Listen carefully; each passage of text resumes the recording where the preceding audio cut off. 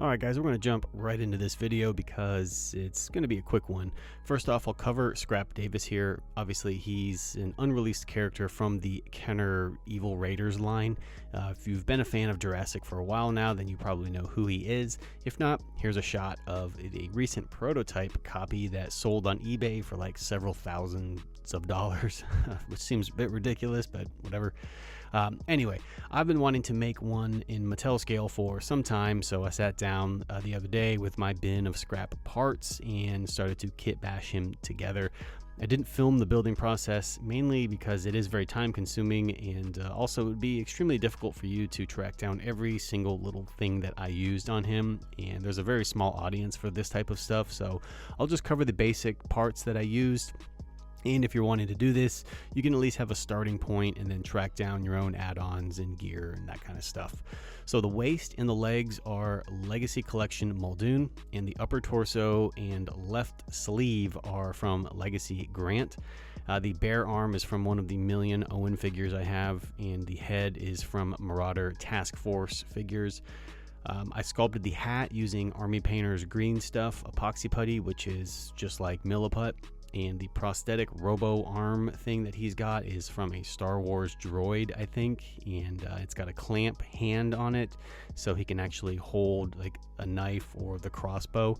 I decided not to give him the prosthetic robo leg, mainly because I just didn't have any parts in the bin that would fit, or none of them really looked right, so instead I gave him a metal leg brace. I just think it looks cooler and a little bit more realistic, and since the harness is articulated, I can still move his leg and the harness moves with it. As far as paint, it's just orange camouflage patterns with a khaki color for his shirt. I tried to match it as close as I could to Muldoon's shorts.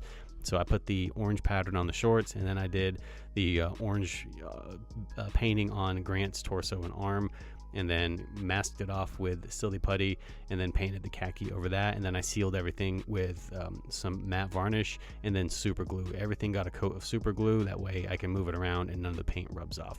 So that's pretty much the basic rundown on him. Now we'll move on to repainting the Dimetrodon, because this is actually something that everybody can do, and since this is based off the hatchling that he would have come with, the paint apps will be really basic. So I'm using the recent extreme damage Dimetrodon, but anyone will work. I just happen to have several of these on hand and I need to do something with them. So I'll start out with a base primer of white, and this will act not only as the primer but also the skin tone of the figure. Next, I'll go in with Vallejo Model Air Orange Rust and lay down a layer of that over the sail. And then I'll go in with Vallejo Light Rust, which is a darker shade of rusty orange, and I'll start to lay that down, you know, doing the patterns along the backside and everything like that. After that's down, I'll go back over the sail again with that first light orange color, and then grab some silly putty and mask out my patterns along the sides of the sail. I'll then go back over the sail again with that darker rust color and do a very subtle fade over it, creating dark lines in between the brighter patterns, and then you can remove all of the putty and it should look something like this. Last up, all the little final details, and there really aren't a lot to paint. I'll start with doing the mouth, since I did get some overspray in there, so I have to paint it now, but I'm going to be using just a flesh tone for the inside of the mouth, the tongue, the gums, and the side flaps. I'll then go in with a flesh shade and wash it along the gum line to create some definition between the teeth. I'll then take some black paint and paint the eyes, and then finish it off by painting the claws with just a light gray. I think would look just fine. These are really hard to get to, these claws, just because of how squatty he is, but I managed to get to all of them without making a giant mess. But after all of that, this guy is finally done, and we can head over to the photo booth and finish this video off.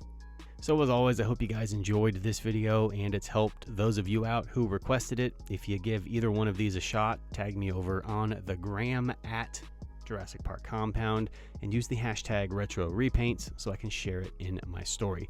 For more Jurassic related content, you know where to find it. Links will be in the description box below. You guys take care, and I'll see you around the compound.